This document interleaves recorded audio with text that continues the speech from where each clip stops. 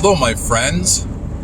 It is a Sunday today, and I wanted to offer a free class tomorrow on a method I call ROOT Alchemy.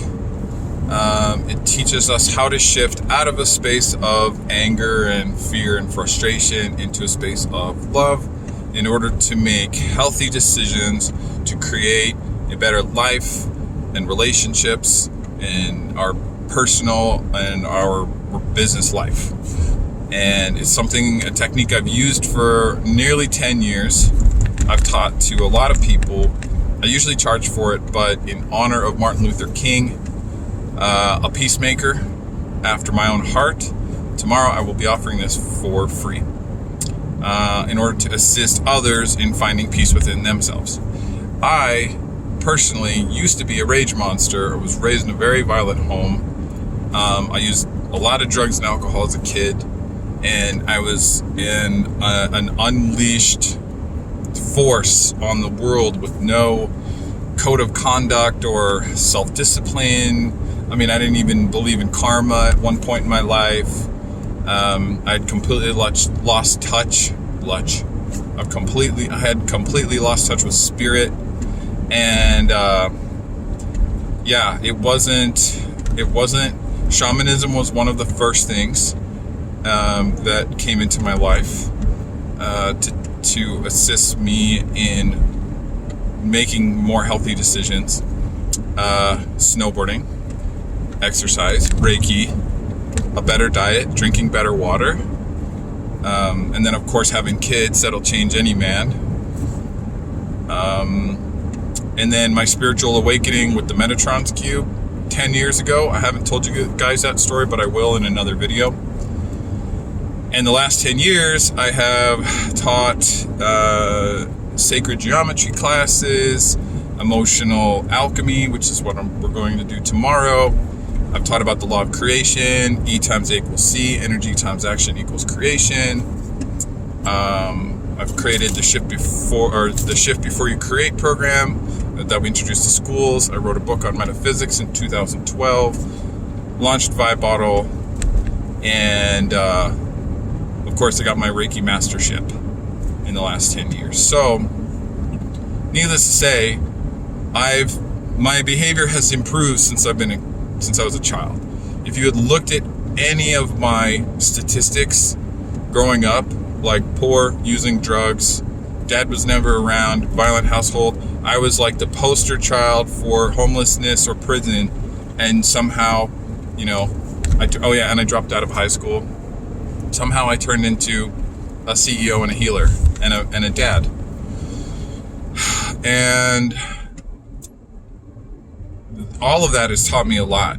All of that has taught me about how I conduct myself, how easy it is to ruin a relationship, how much care and nurturing it takes to build up a relationship and maintain that relationship, how to look out for signs of self-destruction, when to set boundaries and dig your heels in and stand up for what you believe in, how to determine the difference between courage and ego, or courage and stupidity, how to determine the difference between wisdom and caution, how to learn to trust but still do your homework,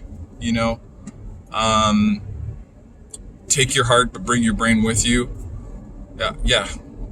There's been a lot of learning lessons over the last 10 years, and I was definitely headed for death and destruction, but somehow spirit saved me and kept me alive so I could help other people, I think. No, I know, just kidding. I do. I know my purpose. So at the end of the day, I'm just a messenger. I'm not a healer per se. People like that title because it's easy for their mind to grasp. So even though I'm a Reiki practitioner and I practice shamanism, at the end of the day, I'm just a messenger. And I'm just here to share messages that I get with other people. And when I do that, it fills my heart with joy, and I see results in people's relationships and in the world. And that to me is way better than sitting in a cubicle and stapling papers. Yeah. So So what are some of the premises? So one, and without even attending the class tomorrow, here are a few things that I've found. So obviously the 4 agreements, if you haven't read that book, read that book by Don Miguel Ruiz. That's like a precursor. So if you practice those, usually you'll delete any upsets that could come down the pipeline. But let's say you're practicing them and you still get upset. And what are those premises? Well, one of them is be impeccable with your word, right? Be in integrity all the time. Always do your best. I'm not doing them in order, by the way. Always do your best. Don't take anything personally. It's not about you. And what was the last one? Don't take anything personally. Always do your best. Be impeccable with your word. What the heck? Oh, never make assumptions. It's funny I forgot that one because it's actually my favorite one. This is why communication, I'm just going to go off into this little tangent for a second. Communication is the opposite of assumption. So instead of filling in the blanks with what you think happened, it's really very, very powerful to just call and talk to the person and ask them what they think happened or what did they mean by this.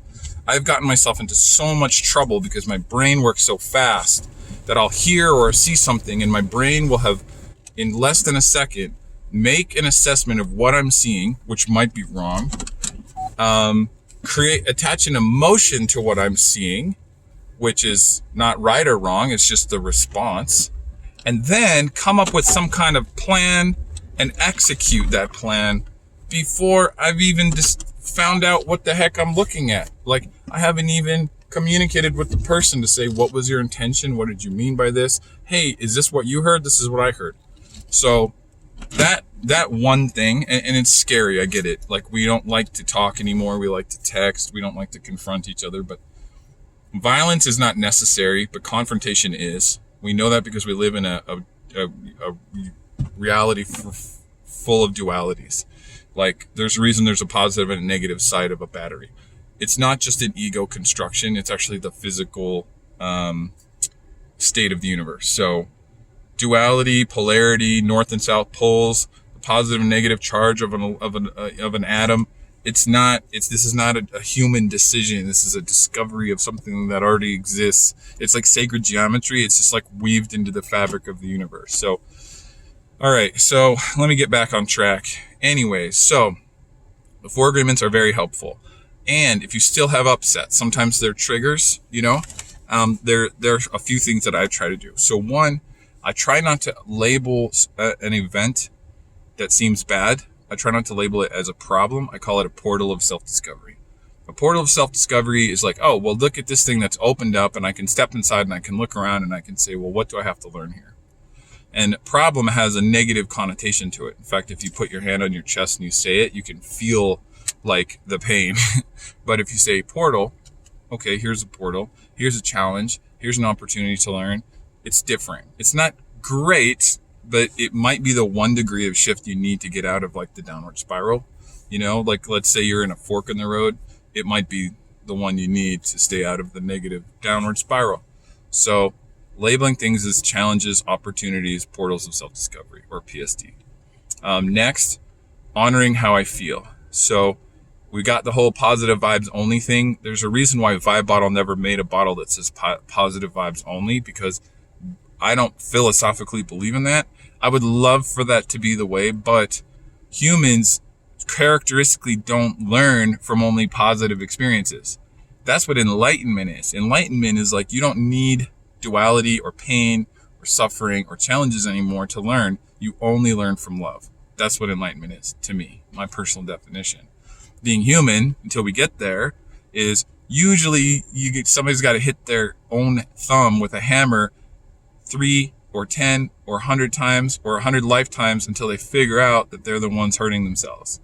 And so, unfortunately, positive vibes only, it feels good, but it doesn't teach us anything. And it doesn't give us an opportunity to extract a lesson from a potentially harmful situation. And as if you've ever seen people in history, the greatest people in history have also overcome the greatest struggle. So that's how you build character. I didn't design it that way. Sorry, take it up with creator.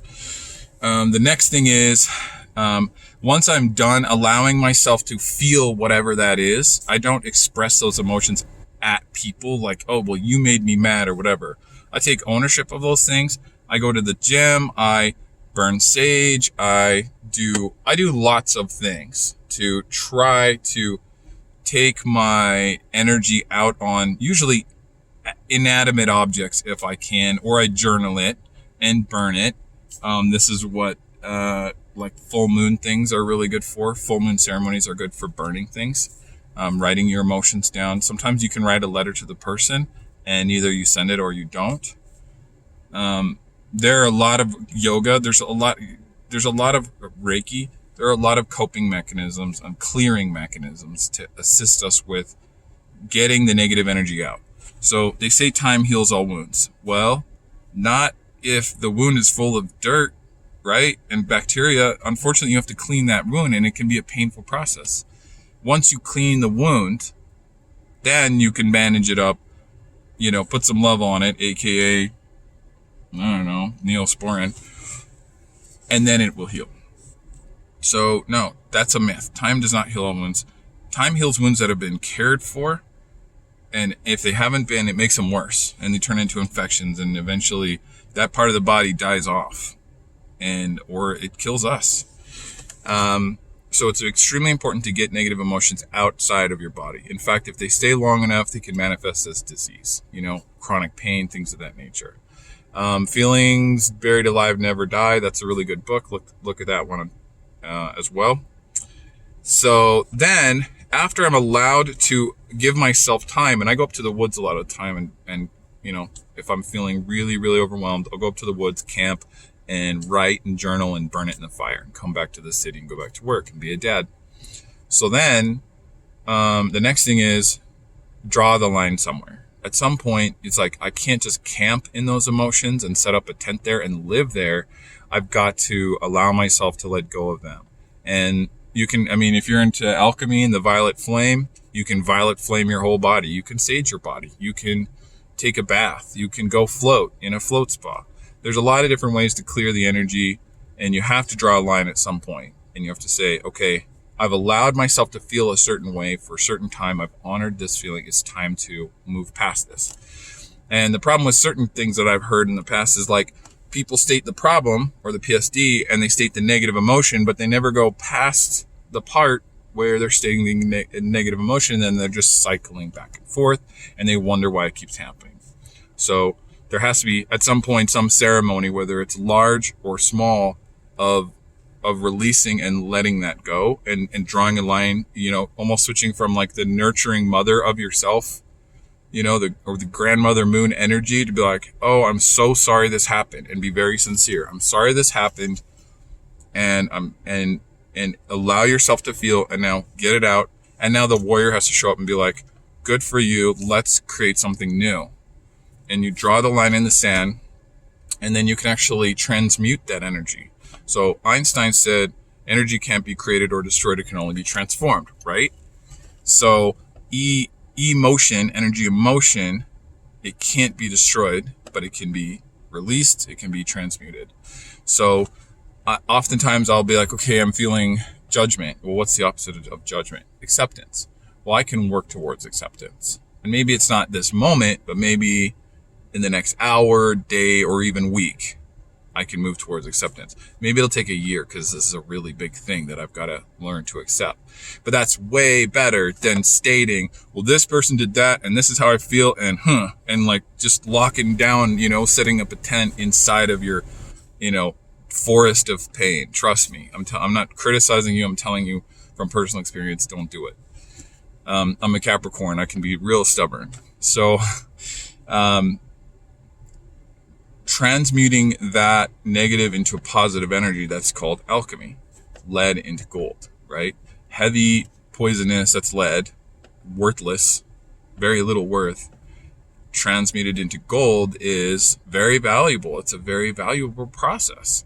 You can actually transmute negative energy into positive energy, because they're not opposites existing on different sides of the universe. They're opposites on the same scale of energy. It's like a radio dial. And so you can change the frequency or the vibration of your consciousness because you're human. Like a crystal has a certain vibration, but it can't change its vibration because it's set in stone, literally. But as a human, is a squishy thing with consciousness and mental power and emotional power and tools to take control of our energy, we can actually do this. And I've done it for a long time, and I've taught other people how to do it. It sounds like a stretch for some people, and then other people are like, oh yeah, I do that all the time. So all I've done is systematize it. That's all. Nothing crazy. So for me, I've had this event, PSD. I've allowed myself to feel. I've drawn a line in the sand, and now it's like, okay, now I need to move on. But I don't want to move on from a space of anger or hate or judgment, because that doesn't serve me. I need to move forward in a space of open-mindedness, love, acceptance, courage. There's millions of frequencies of love, brands of love that I could move forward in from here. And I would much prefer to create from that space, so I don't have to create a new, because if I create from a space of anger, negative energy, or fear, I'm going to start a new event that I have to fix again, that I have to transmute later. But if I can transmute out of a space of fear into a space of love and move forward from there, I can actually create a solution. Creating a solution from a space of fear to a problem that was created out of fear is not creating a solution, it's going backwards. You're actually either repeating it or making it worse, speaking from experience. So, from there, I will actually journal, and I had 8 years of journals this deep, and I burned them, except for the lessons that I had. But I will journal all of the lessons that I'm learning from this thing, turning lead into gold. So lead is poisonous and useless. Gold is information, it's experience, it's wisdom. I've gotten a lot of quotes from this. I've gotten data that I can actually use in like classes and books. Using this process, like it's like extracting, it's like refining oil from crude to, jet fuel. It's like taking out all the crap that doesn't help you and turning it into this very useful substance, so you can use it to fuel yourself forward. So from there, I will write down any positive manifestations when I've for sure, without a shadow of a doubt, know that I have shifted into a space of love. I will take action upon it. Now, sometimes a miracle happens and it fixes itself seriously, remotely, like quantum, whatever, physics style. Sometimes it takes patience for the universe to respond to my new vibration. And sometimes I've got to have the courage, and I have to move forward from a space of love, and I have to reach out to whoever I'm having this upset with from a space of love and say, okay, I'm ready to create something new. I've taken the time to process all of this, and now I'm ready to move forward. And that has created some miracles in my life.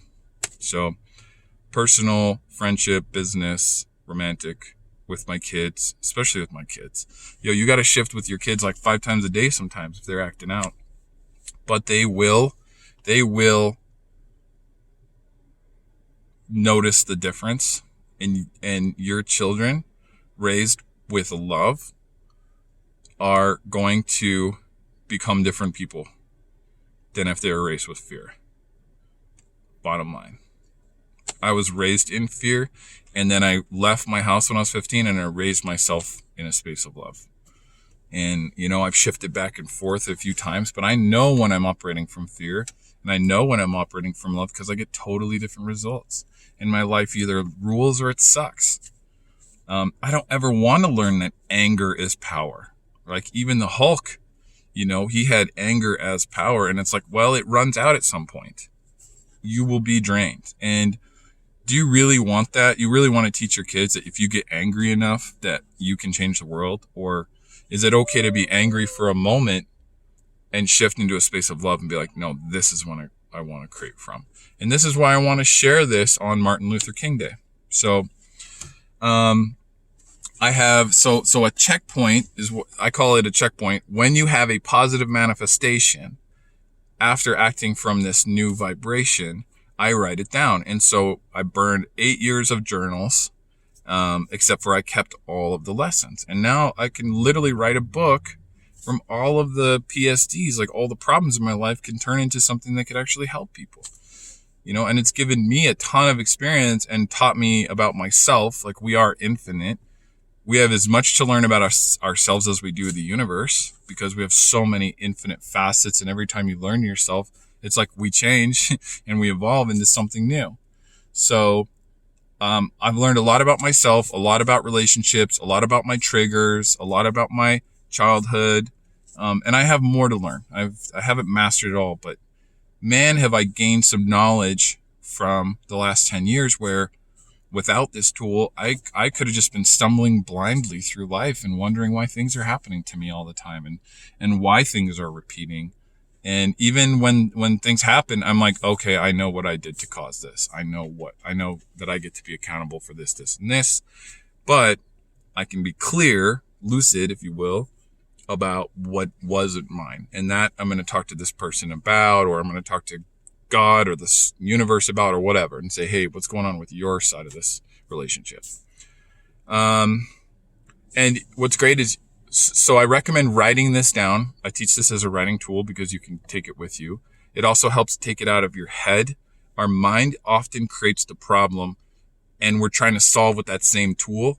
So sometimes you got to get it out of your head, because your head, it's like all ether up there.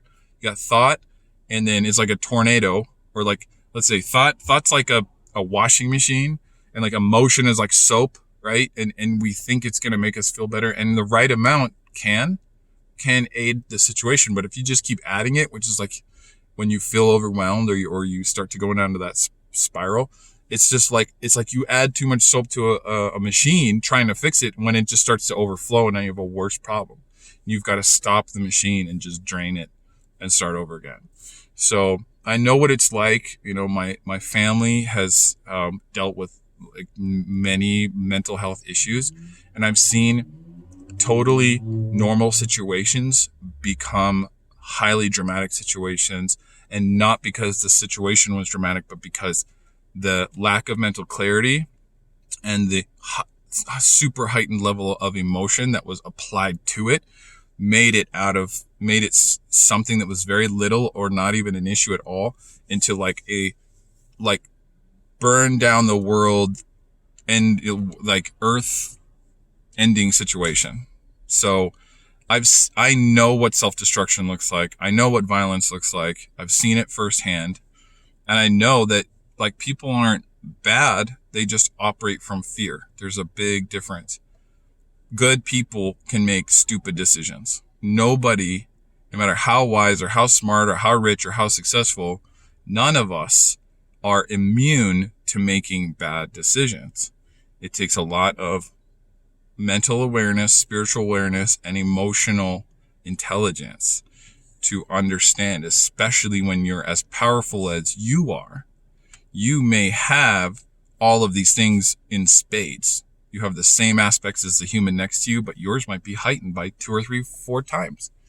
So therefore, you have to manage your happiness, and you have to manage your negative energies, your anger, more than the average person. So